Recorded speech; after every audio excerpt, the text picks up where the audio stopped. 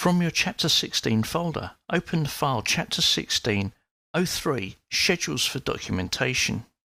In the project browser, scroll down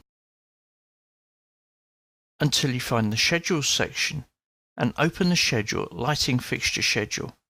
We can adjust the way that this schedule looks by editing fields and by editing the appearance of the schedule for when it gets onto the sheet. One of the biggest changes in this release is the fact that when you change the width of a column, that column width is reflected both on the sheet and in the schedule view.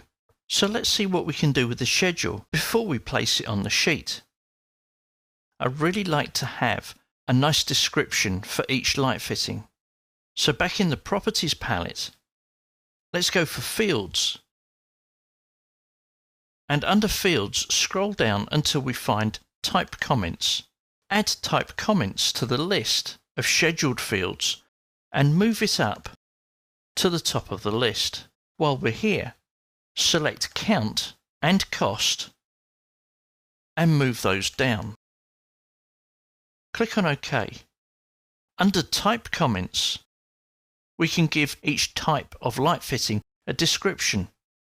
Let's call Type A 600 by 600 2-lamp surface luminaire and press Enter. This change will be applied to all elements of this type. I'm happy with that, so click on OK. We can do the same for Type B. Rather than type that whole thing in again, click on the right hand end of the field and you'll see the description pops up. Yes, we want to affect the change, but I want to make a further change and make this a 600 by 1200. Make the change again, and then we've now affected all our Type Bs. We can do the same for Type C. And this one's a 3-lamp. I'd now like to do something about the sorting and how these elements are grouped. So under Sorting and Grouping, let's sort by type mark. That way we'll get the A's together, the B's together, etc. Click on OK. It would be nice if the type mark was at the beginning of the schedule. So click on Fields, select Type Mark and move that to the top. Click on OK. We're now getting somewhere. Click on the Formatting tab and now we can see the fields that we have in the schedule, and family and type isn't really necessary, so we'll make that a hidden field. Under Count, we'll use this to calculate totals. Finally, we can check out the appearance. We're not going to see the appearance until we drop this schedule onto a sheet. What we can do here, however, is define whether we have grid lines, whether we have an outline or not, and whether there's a blank row before the data. We can also decide whether we want to show the title, show the headers, and the sizes of the text in the schedules, and click on OK. For the final test, let's put this onto a sheet.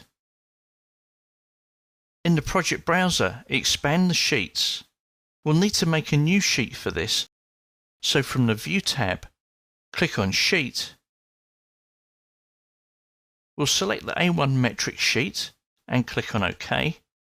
And at this point we'll rename and renumber the sheet. Click on the sheet number.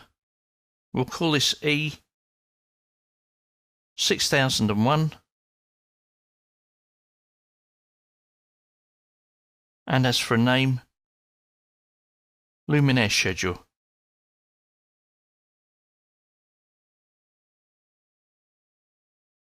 The lighting fixture schedule in the project browser, click and drag it onto the sheet. Click to place.